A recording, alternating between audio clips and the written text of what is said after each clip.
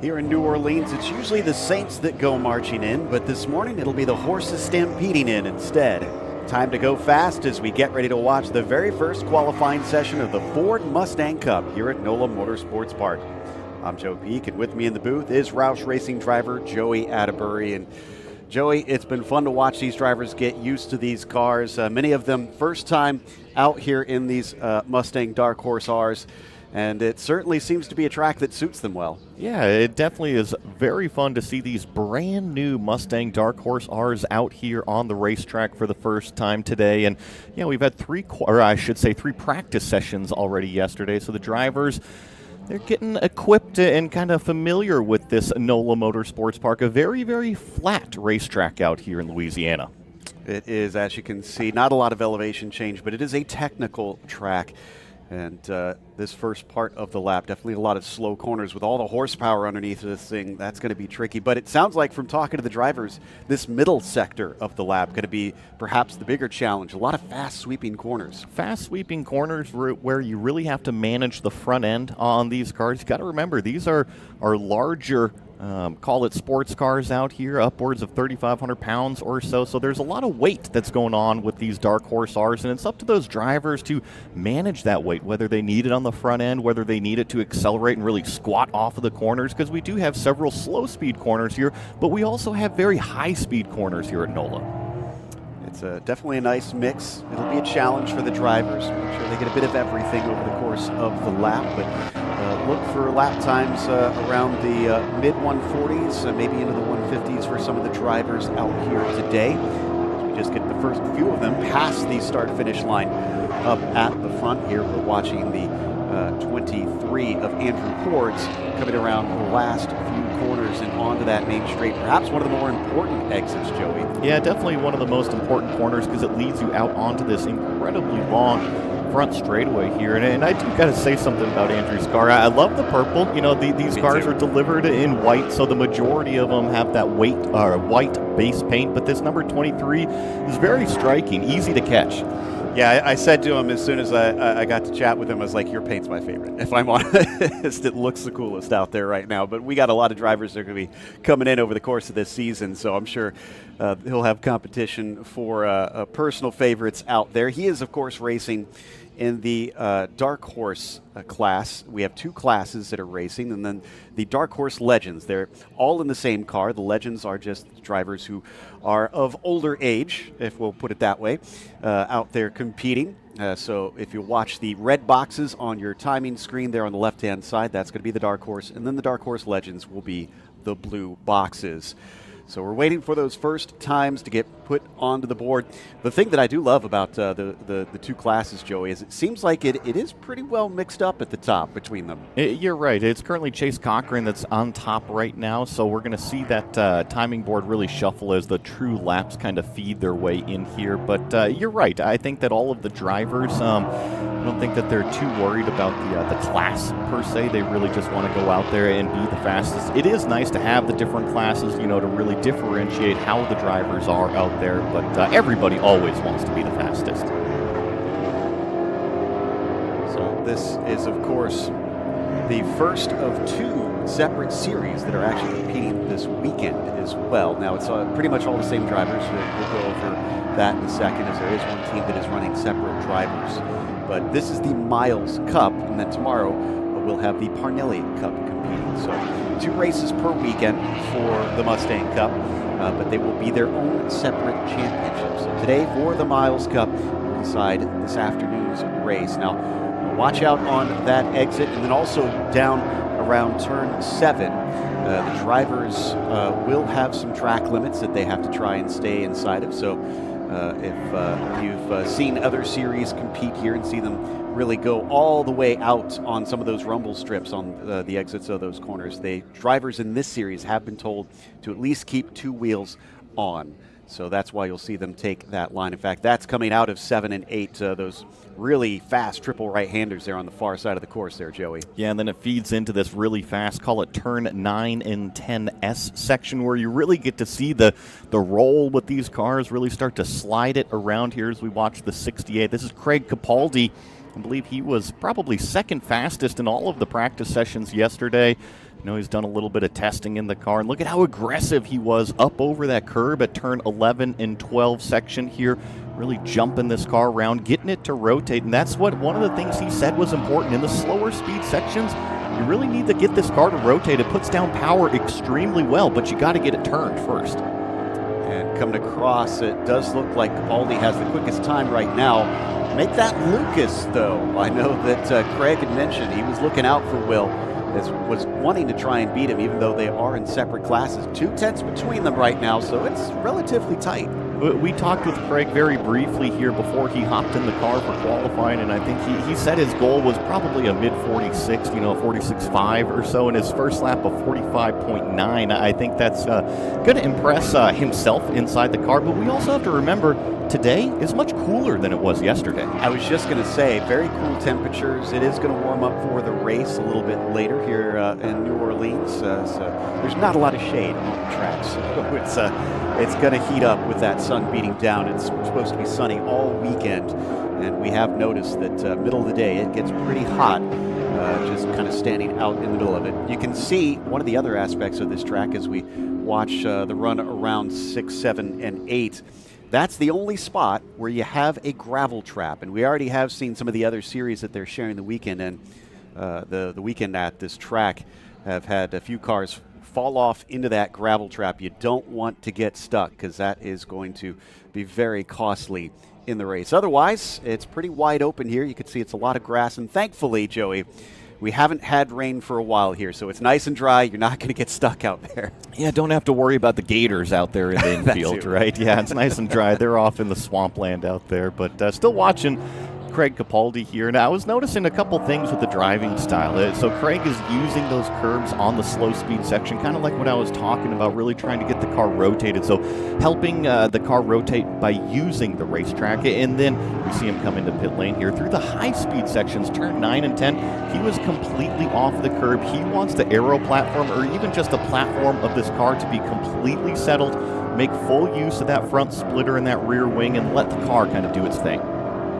Meanwhile, the 58 of Smither flying down the main straight. We've only got 2 drivers that aren't from America out here, Smither being one of them, hailing from the UK. And then, of course, Bobko, our other driver, coming from Canada, racing down here in the south this weekend. Otherwise, very American series, seeing a lot of American drivers out there. This is the slower part of the course, coming through 3, 4, and into 5. These cars will need a nice, gentle right foot to apply that power. And you see just kind of the car wandering around a little bit in the middle of the racetrack. Each driver is going to kind of have their line through that slow, tedious, technical turn 3, 4 section like you had mentioned. And then once it opens up here into turn number 6, it's pretty straightforward. Just keep it off of that exit curb like you were mentioning. Keep it within the track limits. And there is a good shot of that gravel trap. And why that's important, you don't want to get stuck in there, but it's actually through this kind of accelerating middle speed section where the drivers are kind of feeling out the limits. So I wouldn't be too surprised to see the cars really sliding around out there, and you don't want to get stuck in that gravel. Absolutely. One car to watch out for is the 5 of Miller Richmond. You talked about some of the curbs. I was listening to him chat with some of the other drivers. Miller's our only local actually racing here today, based at this track. So he knows a few secrets, and he was letting them in on a few of them, but that was all he would divulge at the time. He wanted to keep a few things close to his chest. Well, and on the topic of gravel, I think that Miller Richmond has no problem with it all. He's also an off-road driver out there in Ultra 4, so I think that he might actually look at that and think it's fun. That's true. Just a challenge for him. As the 58 of Smither comes around, currently second in the Dark Horse Legends. As he crosses, he'll stay in that second position, 5th overall for the time being. Interesting to note in this short session, because I don't think we'll see them out back in time, Lucas and Capaldi have both parked it in pit lane already. I am a little bit surprised by that. Now, we are familiar with these Yokohama tires from a couple all of the different series and whatnot. And typically what we've seen is, their fast laps definitely come off of stickers, but sometimes even give it, 5 minutes, 8 minutes or so, and the speed continues to ramp up in them. So I wonder if they were just simply happy with their lap time, happy with how the car is handling out there. Remember, happy driver equals a fast lap time. Well, Cochran has also joined them, and then Strauss is down there as well on pit lane. So a few drivers are calling it just a tad early. We only have less than 5 minutes to go, so there's not too many more laps in it. Now, Chase Cochran, that's going to be interesting because one thing that they do have and encourage in this series is definitely bringing new people in, and that's a very, very small team. So for them to be third overall is a real testament to what they're doing with so little. I think that's huge, and of course we'll see Shane in the car tomorrow for that Parnelli Cup, so they will have those two drivers between Chase and then Shane sharing that car, and it is a bright lime green machine. It is very hard to miss out here, but to your point, yeah, an excellent first qualifying performance, and really right in the thick of it when we look at kind of that third, fourth, fifth, sixth place battle. Cale Buell sitting behind them, and that's your top three, actually. Lucas, Cochran, Buell in the Dark Horse class, but Capaldi separated by 2 cars over Smither right now in the Legends class. So he's sitting well comfortably top of his drivers, but unfortunately for him, about 2 tenths down from who he really wanted to beat overall for that overall pole. But it looks like we got a few more cars coming into pit lane. Let's see, I see 2 more that are still out there right now, so hopefully we'll get them to continue on, give us a little bit of action. As you can see, we do have some drifting happening elsewhere in the facility today.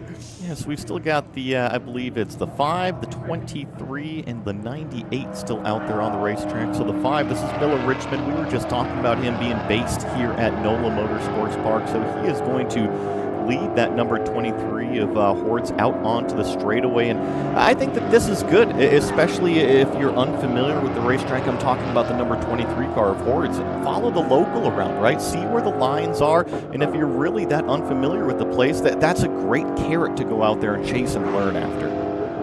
Yeah, so Andrew using that as best he can. Just saw Bobco flash by us as well. They should have enough time for one more lap if they come back around and won it from here. But we'll see which of them does continue. Bobco with the most clear air in front of him right now, although it looks like Walton is sitting last on the field, 4th in his class in that number 98. So Hordes, what does he have to make up to get to Richmond? It looks like somewhere around 3 seconds that he's going to try and catch up. And I think that's exactly why he's following him out there, is that we talked with a few of these drivers, and not all of them have experience here at Nola Motorsports Park, especially as much experience as this driver right here, Miller Richmond. So anything that you can learn, even if it's in a qualifying session, you can take that into the next session, which is the race. The more information you got in your pocket, the better off you are. Absolutely. So now down through the S's of 9 and 10 as he continues to try and follow. Does look like Richmond has a decent lap going here, and don't see any personal best sectors, so I'm not sure if he's going to improve on his time. Same thing with Andrew behind him. However, Bobco, personal best first sector. Could he maybe bump himself up into 8th? Yeah, and that red 98 isn't too far behind this bright purple and blue number 23, so it's kind of convenient that they're all running 1, 2, 3 kind of in a line right here with Miller Richmond out onto the front straightaway. He's going to take one more lap, and with about 1 minute remaining, it will count, but it is going to be his last qualifying effort. Bobco with 2 personal best sectors now, so I think Walton might give us a good time. He's just flashing past us on the flag stand, and it was an improvement to a 52.6 that time. He gets a little bit closer. Ooh, he's within a tenth of Andrew Horde, so Andrew's got to be looking over his shoulder. Andrew's got to get up there and say, hey, Miller, let me get some more tips from following you out here as we follow this number 23. And there, in fact, is that white Mustang directly in front of him, that Dark Horse R out there. And can't wait to see all these cars get up, lined up 2 by 2 for this race start a little bit later today. It is going to be awesome to hear these V8s roar down this front straightaway. And it looks like Richmond's backing off of it, so this is going to be an in-lap for him most likely.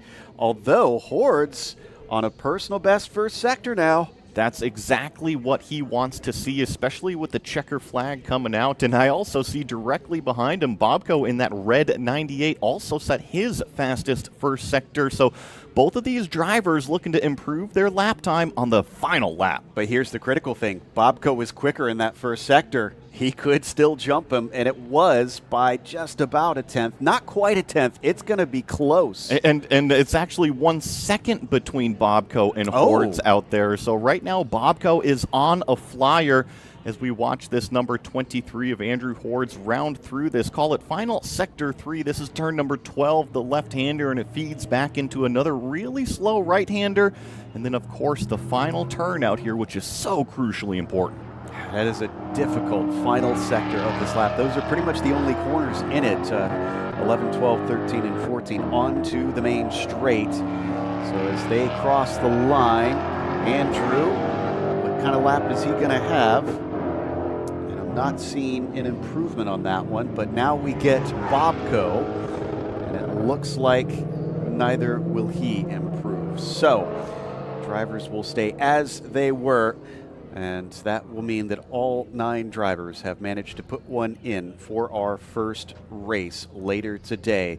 Unofficially, that means that Lucas will be your pole sitter overall, but fastest, of course, for the Dark Horse class. Legends class will go to Capaldi, second overall. Third goes to Chase Cochran, with Cale Buell starting in P4. Smither will be fifth. John Strauss in 6th, and Miller Richmond 7th. Then it's Andrew Hordes in P8 and Bobko in 9th. We'll have our first race of the Miles Cup here in the Ford Mustang Cup a little bit later today at Nola Motorsports Park. Again, I'm Joe Peak with Joey Atterbury. Join us for the first race of this brand new series.